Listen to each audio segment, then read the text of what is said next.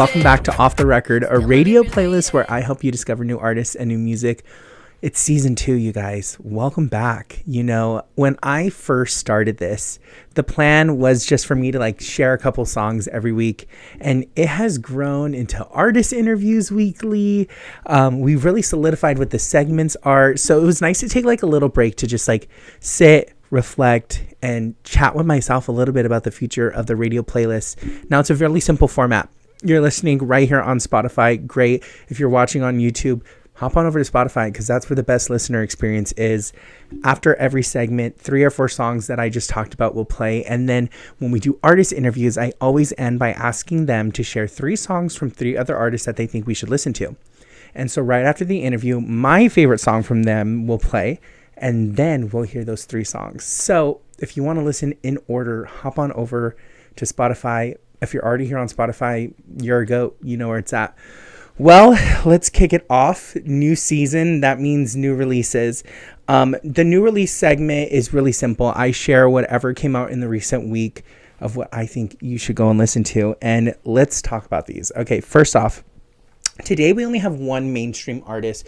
We're going to talk a little bit about Ella Langley and her new album coming up, Dandelion. She released the title track from it, Dandelion, which is super soft, super beautiful. It reminds me a lot of that Casey Musgraves Fairy Girl energy. So I'm really excited to see the direction that her album's going to take, especially with Choosing Texas being such a massive hit. If she's going to be able to follow that up on this album, I have faith she is. I hope you do too. So that's for my country girlies. But let's talk a little bit about some other artists making waves. Cory Wong, he just released his new album, Lost in the Wander. And this album isn't cohesive. And I think that's the beautiful thing about it. It really feels like you're listening to a top 20. This is top 20 of this era. It's very each track can stand on their own in a very specific way. Very 70s, very 80s. It feels definitely if you're a fan of jungle, this is right up your alley. And they just released a song, One Way Road. That's my favorite one on the album. So we're going to listen to that today, but I totally encourage you to go listen to his full album. My girl Aston. Now, my buddy Stafford has this thing called Underground Retreats, and he hosts pop-up events where you can come and listen to artists play songs that haven't been released yet. And she played this song right before it came out, Batter. And I think it's going to become such an anthem. If you're a fan of Dua Lipa, it's that energy. It's that if you know what I mean. It's very upbeat, catchy lyrics. I mean, there's so many good things I could say about it. I left humming that one. I left the retreat thinking a lot about that song. So I'm so excited it's released. We're going to listen to it today. Now, to cap it all off, we have Benno. Now, if you know that Benno is one of my all-time favorites. He was actually my favorite single to come out this year with Butterfly. I have such high hopes for 2026. One, on my bingo list, my bingo card, I have it that I see Benno live because I have developed such a love for his work. It's R&B, it's alternative, it's indie, it's pop, it's all these things, and it's organically original. And I think that's what makes his music so exciting. It reminds me a lot of what we're seeing with Olivia Dean is we see this artist who is grinding, and I'm excited for the world to discover it and catch onto it and have their moment with him because I'm a huge fan. And I also have my bingo card, maybe a live in-person interview. Maybe he'll be the first. I don't know. We'll see. Well, those are the new releases for you to check out. Let's go listen to them.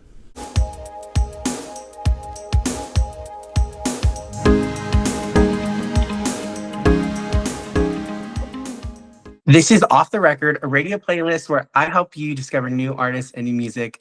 I'm super excited because I'm sitting here with Johnny Oliver, indie pop artist who just released his newest album, What I Don't Say Out Loud, literally over the weekend. It's been a wild ride. Johnny, how you doing today? I'm doing great. Thank you so much for having me, Isaiah. I appreciate it. We talked a little bit about how the album has been perceived so far and how much love it is getting. I think this is probably the best way to kick off the year. And I think starting the album with, remind me the title of the track. I think it's Manifestation. Is It's just manifestation song. Yeah. yeah, it's just like such a good way to kick off a year. Was like that intentional? Yeah. So the whole point with that song is I'm a big fan of the 1975. And I know that in a lot of their albums, the way that they kind of kick off their albums is they have just another version of like the 1975 or kind of a big cinematic track. I know other bands do this as well. But for me, the whole kind of intention with that was to kind of like create the feeling of like manifesting like into a song. And Mm. I debated, well, it's an instrumental. Do I put an instrumental as the first song on an album? Because some people would say that's not like a good idea. But for me, like I see it as like this song is like embodying like is the embodiment of like manifesting. It's inviting Yeah. everyone into the world of the album. And so it was very intentional, but I'm glad that stood out to you because I debated for a while if I would put it on or not. Yeah, I thought it was super cool, and I'm loving seeing that artists are doing this. Like the example of it that always comes to my mind is "The Art of Loving" by Olivia Dean. She starts with just the little instrumentalization with some light vocals of "The Art of Loving." I'm really curious, who are your musical influences growing up? Not so much like the artists you were discovering, but growing up, who was playing music around you, and what were they playing? Yeah, so my dad is actually a musician. He still makes music, but growing up, always just used to hearing him playing piano throughout the house. And I think subconsciously, that inspired me to pick up playing the piano and so forth. But other than that, like James Taylor was playing in the household, like Kenny Great. Loggins, John Mayer, like early Maroon 5. That kind of transition, like John Mayer was like a huge one for me. Like Mm. I kind of got turned on to him like early, like high school. Yeah, And that kind of like set the stage for like wanting to be like a singer songwriter. That made me like want to pick up the guitar. And so yeah, yeah, kind of like after that, it transitioned more into like listening to pop artists like Justin Bieber and like Post Malone. But yeah, I mean, it's been an evolution over the years. I would say now, um, a huge artist that's been the most influential to me would probably be like Lainey and like Lauv. Um, and I'll talk about that like a little bit later. But Lauv is a huge one for me. I just adore everything he does. it's interesting you say that because as soon as I was listening to the album, I was like, this is the kind of the world that it's sitting in. So it's nice to hear like that plays a part of it. Hmm.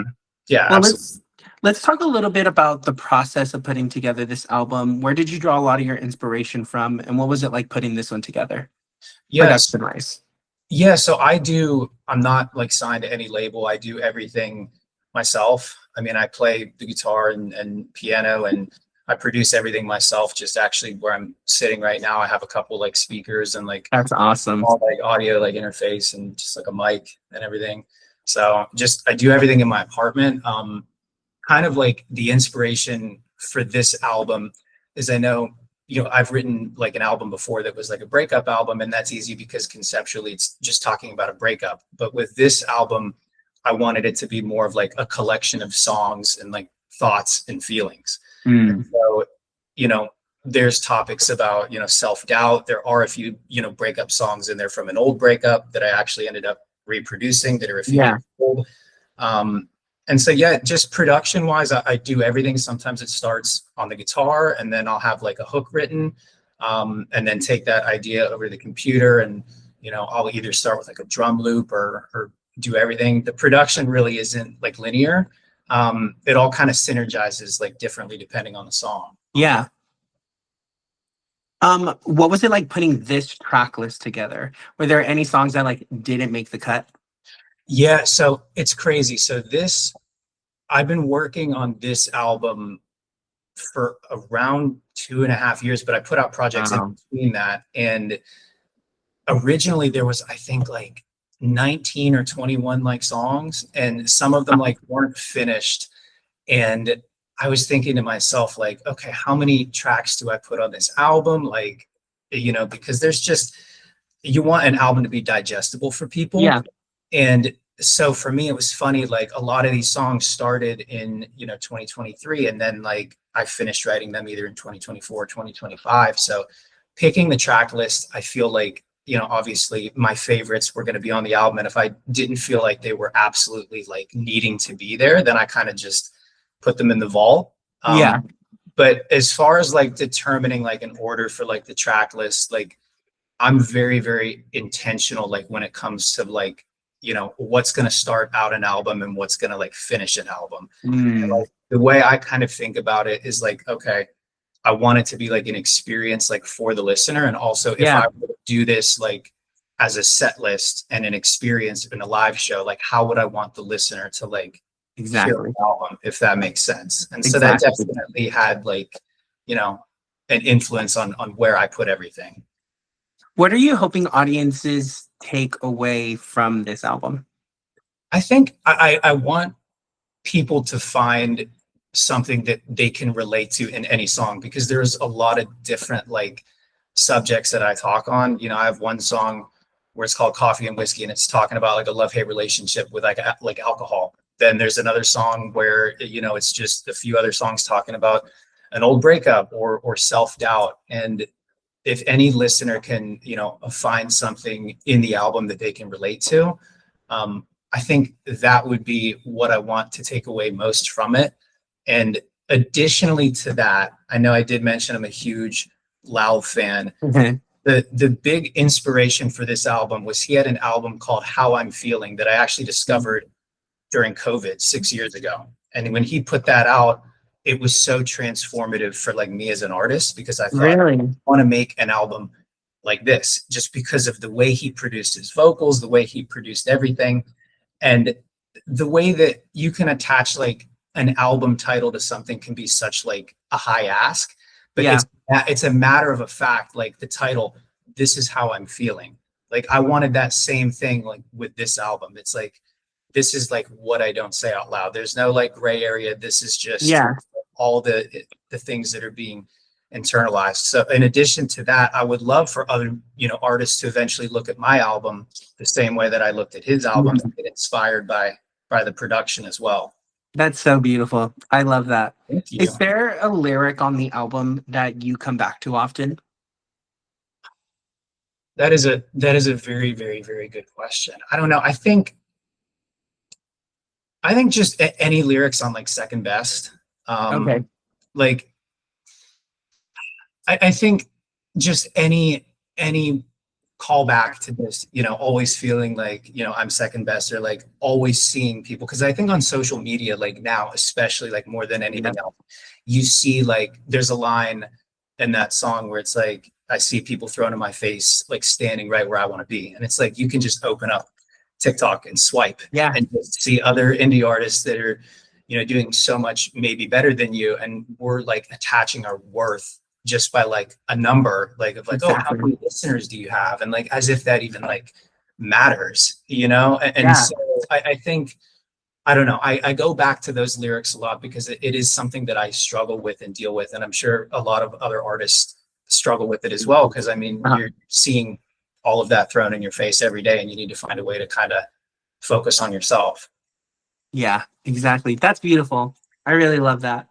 Well, it's time for my favorite question. I asked you to bring 3 songs from 3 other artists you want to put us on, and feel free to share a little bit on why you picked these songs.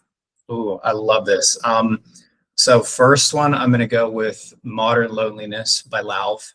Okay, great. And I love that song because it just kind of talks about how we're more connected because of our phones and everything than we've ever been before. But by the same time, we're lonelier than we've ever been because we're so just ingrained like in our phones. And for me, like I said before, that song is also very important to me, just in terms of like when I hear it production wise and everything, it embodies just everything I wish I could write in a song production wise.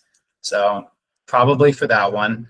I would say my second one is a song that has just been on repeat for like the last few months. It's actually from an artist that I found. His name's Yuku. I think I'm pronouncing that right. It's called Reader. And it's talking about basically just the frustration of, one-sided relationship and not really knowing where the other person stands. But in the same realm, it's just such an ear candy song. It's so easy to listen to. When I like listen to it, I just think, wow, like I really, really wish I wrote this song, just because of how well it's produced. And then the third one I would say is by an artist that's actually pretty small right now. I think more people should know about him. His name's Lonesome Rhodes. Ooh. The song is called Bugs. And so I actually found that song from my brother, and I don't know how to explain it. My relationship with the song is when I moved down to St. Petersburg, I really didn't have anybody other than, I live with my brother. Okay. And I used to come vacationing here all the time, like as a young kid. So when I moved down here, it was like stepping into a whole new world. And I would always take night drives down on the Gulf Boulevard. And for me, this song is just, I would always listen to this song, taking like night drives along the beach at the Gulf Boulevard. So I just think it's a really easy listening song. And it always has good memories for me because it takes me back to, when I first moved down to St. Pete. That's so cool. I love that.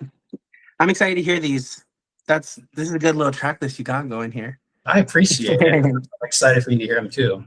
Well, thank you so much for coming, chatting with me. Again, congrats on the success of this incredible album. I'm excited for people to go and listen to the project as an entirety. But until then, I hope everyone enjoys Second Best. Broke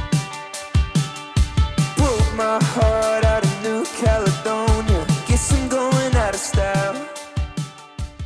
This is Off the Record, where I help you discover new artists and new music. We're going back down under. I'm here with Love, indie singer-songwriter, just recently released his single, Talk. How are you doing today, man? Dude, I'm fantastic. We were just talking before, and dude, you're a really nice guy. It's nice to be here. Thank you. You're so kind. I appreciate it. I love that I get to do this and I get to talk with you. I really want to talk about your influences first. Not so much, so growing up, who were your musical influences, and not so much like the artists you were discovering, but who was playing music around you and what were they playing for you? Yeah, absolutely. I think like most people, my influences are obviously like my family playing music around, and I think probably something people don't know about me is I grew up in a South African Afrikaans speaking home, Oh, right? really? So I didn't have, yeah. So a lot of the musical influences are pretty interesting because they're not always English or, they're just, not always what people think. But Yeah. I think for me, outside of the scope of like the South African music, I think my dad was probably the main person. He would play a lot of like 80s pop rock. And I was thinking about this in preparation for the interview. And I think the people that come to mind are kind of like, now that I think about it, really, really cool. So there's like Springsteen is one of them. Yep. Bryan Adams is another one of them.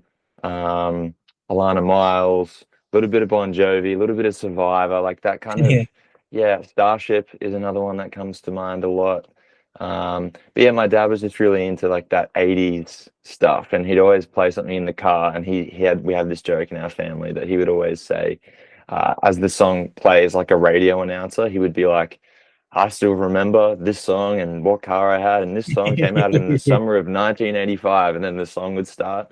So there's a lot of those like classic, like pop rock stuff that come to mind when I think about that. And then the only other one I can really like put my finger on, it's not necessarily like an English one, but there's this really famous like sibling duo in South Africa. They're called the Koleski brothers, and they were kind of famous for doing like a Simon and Garfunkel type thing. So Interesting. yeah, and they covered a lot of Simon and Garfunkel. So growing up, I didn't know these songs were Simon and Garfunkel songs until I got older, and I was like, oh, these guys were covering them. But yeah, a lot of those classic pop rock kind of bands, now that I think about it, were probably being played the most. Were your parents musicians as well? No, they weren't traditional musicians or touring musicians, but we did grow up in a pretty religious family where we kind of sang a lot. Like it was part of our kind of zeitgeist was to just sing all the time. We would sing, at church, we would sing at home, we would sing in the car, and kind of the big focus on choral music, like harmonies and things like that. A lot of a cappella music too. So pretty mixed bag for me, yeah. But that's pretty much it. Let's talk a little bit about your journey as a songwriter, because your journey is kind of flipped in the way most people's are. You started off as an engineer and then worked your way over to the creative side. What was that transition like for you, and what does your process look like right now as a songwriter? Yeah, that transition was interesting. I really wanted to be a mastering engineer. Like I went to university and did audio degree, and I spent a lot of time kind of like getting the technical stuff correct. Yeah. But now that I look back at it, I think a massive part of that journey and going to university was probably me vicariously living through other people a little bit, and kind of seeing what they were doing and kind of telling myself, hey, you could probably do this as well, but maybe not having the confidence or not having the know-how, so to speak. But yeah, I think that journey's been really cool. I finished that degree, and then kind of by the time I finished that, I was like, you know what? If these people can do it, like I can definitely do it as well. And I think I kind of was always writing songs in the background. That's probably Yeah. something that kind of helped me flower a little bit. Was like I was always writing these songs and going, hey, these will never see the light of day. But that's, yeah, that was a really interesting transition, but super valuable too, right? Because Mhm. it's kind of put me in this position where yeah, I get to make all my own stuff and mix my own stuff, and there's not a lot of people outside of the songwriting space at least going, hey, you should do this or do this. Like it's very free like that. So Yeah. that's been really, really special to have that skill set. Um, and then the songwriting thing's always a hard one for me to answer because it's always changing, and I'm sure a Mhm. lot of people say that. But I think for me, like because I was writing a lot of songs and have that engineering background, I always took the approach of writing the song first and then really getting into the production after that and kind of reverse engineering it back to the song. But recently that's been really tricky for me to do. Like we've been playing so much this year that I feel like every time I get home, the last thing I want to do is pick up a Great guitar. song. Yeah. Yeah, so a lot of this kind of current or like modern sort of era of what I'm doing, I think revolves around just getting inspired by sound again and kind of sitting down and playing with different things. And yeah, I don't know, just honestly just going back to the idea of like making instrumentals or making beats or making kind of backing tracks and then being like, hey, this is really inspiring to me, getting a start and just seeing what comes out. Because at the moment, a lot of it seems to be coming out subconsciously, which is both scary and exciting at the same time. But yeah, I'm not necessarily sitting down with a guitar at the moment and going, hey, this is the verse and this is the chorus, but I'm kind of getting inspired and then sitting down later and then being like, okay, Yeah. well, this idea came from this, and then kind of putting it all together. And yeah, it's been a bit more of a jigsaw this time around, but I'm kind of enjoying that too. So yeah, that's kind of where it's at the moment. Let's talk a little bit about your latest single, Talk. What was that inspiration process kind of like, and what are you hoping audiences take away from that one? Yeah, so similar to what I kind of was just alluding to was that one. Yeah, just fiddling around with some guitars and stuff, and it all kind of just started sounding really, really cool. And I kind of came up with a few lines, and I was on a FaceTime call with my brother. He doesn't live in this city, but we were talking about this funny experience I had when I was younger on a cruise with my family, and yeah, just a bunch of funny things happened, like getting dumped in another country and then trying to patch things up over the phone and Oh, no. maybe trying to steal my dad's credit card to try and make this international call, and it all went really, really badly. But yeah, just reminiscing on that with my brother and kind of having a laugh about that, and then him just being like, hey dude, I think there's a really cool song in here. And yeah, and then I kind of sent him like the first little bit and shared it with a bunch of my friends, and they were like, "Yeah, dude, this is really, really cool." So that's kind of what it talks about and where it came Really? from. Yeah, dude, interesting. What should we be on the lookout for from you in 2026? 2026, I think we're gonna have a big year for music, releasing music. We've played so much this year that I'm definitely feeling a little bit worn out, but I think that's gonna kind of manifest in maybe recording a lot more. So at the moment, I'm trying really hard to put together another body of work, hopefully Great. for like early next year. Yeah, yeah, just trying really hard to kind of pump some songs through. And then I've still got a couple of shows and stuff. I can't announce anything at the moment, but there will be a few shows for some US artists as well who are coming over that I'll get to Ooh, play with, which will be really cool. But yeah, it should be another good year of just music coming out, which I think's that's awesome. awesome. Awesome. Yeah. Well, it's time for my favorite question. I asked you to bring 3 songs from 3 other artists you wanted to share with us, and feel free to elaborate a little bit on why you chose these. Yeah, absolutely. So the first one is a good friend of mine and an artist I tour with this year. It's Lottie McLeod, and the song is "Ruin a Good Thing," which, dude, it's just such a great song. But I think in particular for those people who are in the like Phoebe Bridges, Gracie Abrams kind of space, it just has such an incredible bridge. This song, that's kind of perfectly specific in the way that Phoebe Bridges or Gracie Abrams can be lyrically, but it also just rocks. Like it just has such an awesome lift at the end of the song. And I think getting to see that live on tour like 3 or 4 nights in a row made me really appreciate how good of a song it is. So "Ruin a Good Thing's my first one by Lottie McLeod. Love you, Lottie, if you're watching this.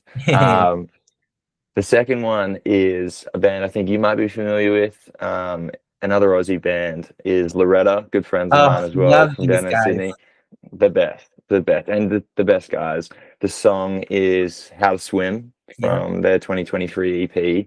I came across these guys and this song on tour as well last year or the year before, and I just couldn't. These guys weren't massive, honestly. Like I heard this song and watched them play, and I was like, "Wow, these guys are incredible." They have the perfect encapsulation of that part that you found somebody you're in love with, and like just stripping away all the, and it just gets to a. And I think my favorite line in that song is, "I'm calling because you're all every." And I think it's such a simple line, but it's also just indicative of what it feels like to be in that place. So that's definitely my second one. And then my last one, I'm going to do a US artist who you probably are across as well. You're across everything, but is In Color. It's called Lighter. And I also met the bass player from In Color a few years ago. He was playing with another artist, and he was talking about this band he was going to be in. And this song came out, I think, maybe a month or 2 ago. And it's just an incredible song. I feel like the production is the thing that really stands out to me on this one. It's this perfect song in terms of like it has like an acoustic element to it. The voice is incredible. But once again, it's really the bridge here that like stands out for me in this song. So yeah, Lighter by In Color is another fantastic song I'd like to put on the list. That's a nice little solid list you got right there. Thanks, bro. Well, thank you so much for coming, chatting with me. I'm excited that there's going to be some new music from you, some new projects in 2026. But until then, I hope everybody enjoys Talk.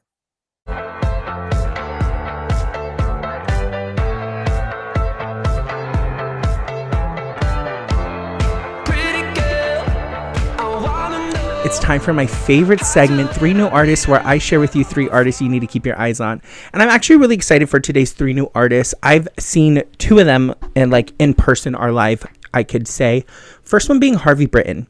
I got a DM from him a couple weeks ago being like, "Hey, I'm playing a show in LA. You should come check it out." So I got a ticket, went on down, knew nobody, went by myself. I had such a good time. And I'm going to say this in the most respectful way possible.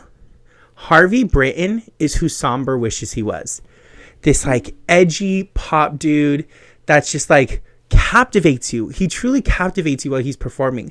And I went only knowing the one song, the song that we're going to listen to today, Can't Say No. And I left listening to his music the whole car ride home. And I made a promise to myself. Anytime he was going to perform in LA, I have to be there. Because I truly think he's someone you want to keep your eyes on. It was such a fun show. He captivates you. His music is great. He sounds great live. His band is incredible. Like hit all the pieces. So I'm super excited for you to hear his song Can't Say No today. Then going back to that underground retreat hosted by Stafford pop-up event where he did it here in LA, where it was like the listener event. He had this artist Ryan, and she performed some unreleased tracks that I'm super excited to see come out in the year 2026. If you're a fan of Georgia Smith, she is going to be right up your alley. It's that like beautiful vocal energy that she has that like really draws you into what she's doing as an artist. I'm excited for the track we're going to hear today, Baby Boy. But again, like this unreleased stuff that I got to hear, I'm like super excited for that to come out too. And hopefully she's an artist we can have on the show in the future. That would be something exciting. And last but not least is an artist that I can't stop talking about on social media. I promise I will try to shut up, but their music is just so good I can't. It's Suburnia and their song Even. I'm not lying when I say I listen to this song on loop. I will sit there while I'm driving and just like press the back button. As soon as it's over, replay. It reminds me a lot of like Tusk from Fleetwood Mac. It has that like dun dun dun dun like energy behind it. And I think it's really cool that the lyrics like really draw you in and push you out at the same time. It's just overall a great song. The way it's written, the way it was composed, all well-rounded, incredible song. And I'm excited to see what they're doing. They've recently played a house show. We don't see many artists playing house shows anymore. So I'm hoping that's like a trend we see in 2026. Let's bring back the house shows. But thank you guys so much for listening to this week's episode. First episode of season 2. This season is going to be crazy. We have some exciting guests coming onto the show this year. There's going to be a whole lot of new artists. Just you wait. Like if you're really looking to discover new artists, new music, this is the place to be. But until then, enjoy these 3 new artists.